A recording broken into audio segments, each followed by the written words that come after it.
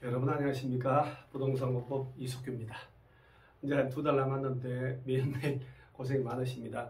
그 33회 오늘은 시험 대비 마지막 1일 특강을 좀 공부하려고 준비를 했습니다. 그래서 40문제 정복을 위한 3단계 하이패스 특강.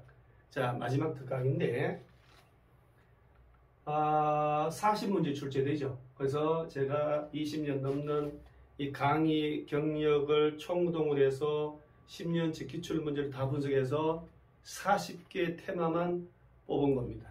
40개만 완벽히 깨고 가면 70점, 75점, 65점 보장되는 특강을 준비했습니다.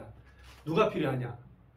공법 모의고사를 본다든가 하면 점수가 들쭉날쭉 하신 분, 쉽게 나오면 60점, 65점, 점수 안 나오면 50점, 45점, 또는 자신감이 도저히 없어요. 공법이 너무 양이 많아서. 그 다음 숫자, 면적, 날짜 도저히 외워지지 않는다. 이런 사람들.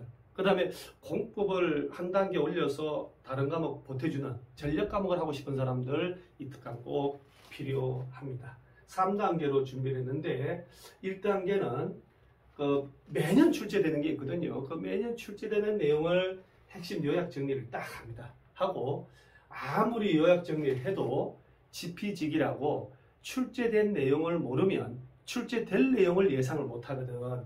따라서 기출문제 최종 출제된 걸 토대로 풀고 기출문제를 푸는 게 아니고 분석을 하는 거죠. 어떻게 출제됐죠? 올해는 예상을 할 겁니다. 그 다음 세 번째, 그 날짜, 면적, 숫자 반드시 나오는 지문들, 이 지문들 200개를 뽑아요. 뽑아서 주제별로 반드시 암기를 하고 넘어갑니다. 이렇게 3단계로.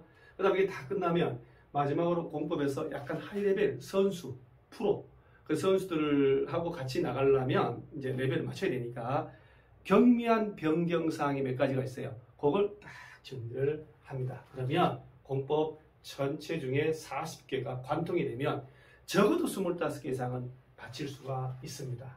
그러면 자 3단계 특강으로 합격을 안착하자. 자 가장 중요한 거 언제 하냐? 9월 18일 일요일 추석 연휴 끝나고 개봉박두. 그 다음 어디서 할까? 대한민국에서 공인중개사 학원의 메카는 부천 방문각 학원하고 노량진 방문각이죠. 그래서 노량진 방문각 학원 요 대강의실에서 진행을 합니다. 준비물은요.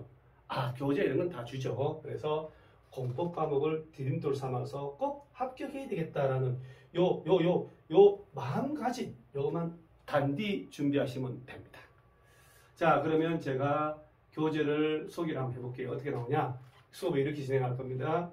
1단계 매년 출제되는 주제별 핵심 요약을 해줍니다. 예를 들어 이 광역도시계획 반드시 나오잖아요. 나오는데 그러면 이렇게 광역도시계획 짜려면 광역계획권을 지정을 합니다.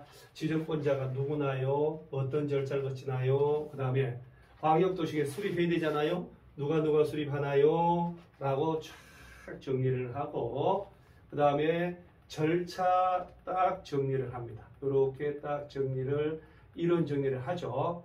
그리고 요 광역도시계획 관련된 보세요. 매년 출제된 거. 자 29회 시험 나온 거죠. 29회 시험에서는 광역도시계획 틀린 거 볼까요? 정답이 뭐가 틀린 걸로 나왔는지. 광역계획권이 둘 이상 시도관에 걸쳐 있으면 시도지사가 공동으로 광역계획권을 지정한다라고 되어 있죠. 자, 29회는 광역계획권 지정권자를 틀리게 했네요. 그 다음 31회 시험에는 틀린 것. 국토교통부 장관은 광역도시계획이 예외적으로 수립하거든요. 직접 공고한다고?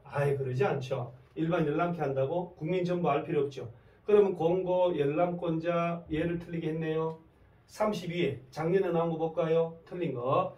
광역계획권이 같은 도 관할구에 속하였다면 도지사가 광역도시계획 수립. 자, 그러면 얘는 광역도시 수립권자가 틀리게 했죠. 그 다음 아까 29회는 광역계획권 지정권자를 틀리게 했죠.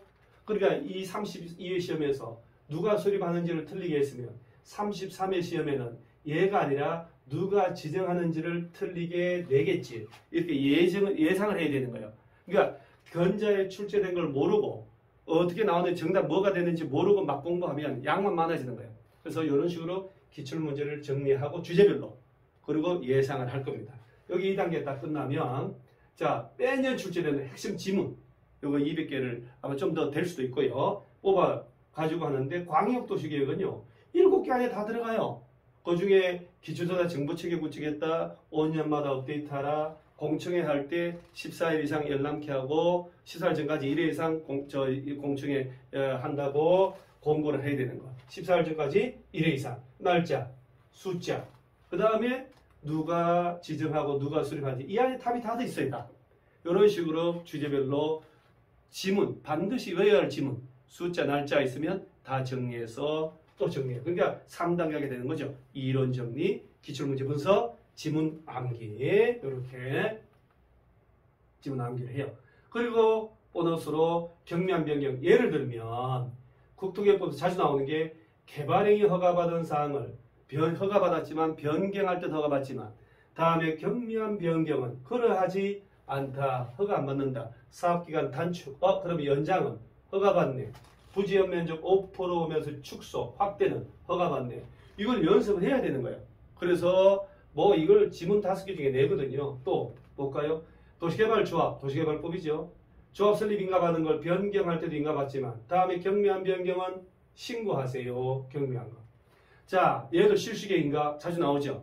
실시계획 작성해서 지정권자에게 제출해서 인가받는데 변경하거나 폐지할 때도 인가받지만 다음에 경미한 변경은 그러하지 않다. 인가 안 받는다. 100분의 10 범위에서 면적 감소, 100분의 10 범위에서 비용의 증감, 면적은 감소, 면감소, 비증감, 비용은 증감, 면감소, 비증감. 이런 식으로 경미한 변경이 시험에 나오는 것들만 딱딱딱 액기스로 뽑아서 정리를 합니다. 물론 이뿐만 아니고 정비법, 건축법, 주택법 다 있겠죠. 다 경미한 변경 정리를 합니다. 얘도 마찬가지 이런 식으로 정리를 합니다. 정리해 놓으면 약간 프로의 냄새가 날 수 있고 점수가 탁 튀어나가서 객관식 문제 풀릴 수도 있습니다. 그래서 3단계 특강으로 합격을 안착을 합니다. 그래서 언제 한다고요? 9월 18일 이른다. 일정 방어, 노량진에서 방문과 그 다음에 준비물은 마음가짐, 꼭 합격해야 되겠다라는 마음가짐. 그래서 공법이 불안하다, 점수를 한 단계 올리고 싶다, 난 70점 안팎으로 무조건 나와야 되겠다, 이런 분들은 꼭 하루만 활용하시면 여러분의 실력을 향상시켜 줍니다. 그래서 25개 이상을 반드시 마치게 합니다. 그래서 9월 18일 하루만 투자해 주시기 바랍니다. 그래서 여러분들은 한 단계 올려서 반드시 합격을 하게 만듭니다. 그래서 여러분들 합격 위해서 9월 18일 화이팅! 꼭 활용하시기 바랍니다. 감사합니다.